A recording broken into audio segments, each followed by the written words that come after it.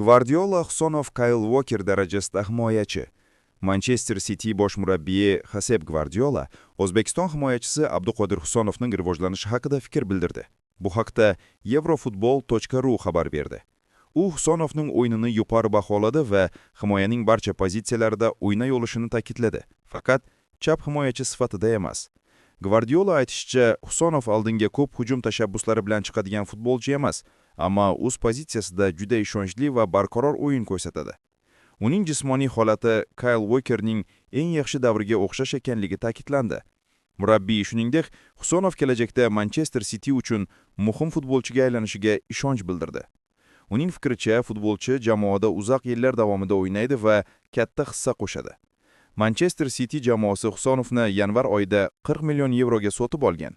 Joriy mavsumda u barcha musobaqalarda 5 ta o'yinda maydonga tushgan, ammo hali golli uzatma yoki golga mualliflik qilmagan. Husanovning jamoaga qo'shilishi jamoaning himoya chizig'ini yanada mustahkamlashga xizmat qiladi. Uning o'sishi va tajribasi kelajakda jamoaning muvaffaqiyatiga katta hissa qo'shishi kutilmoqda.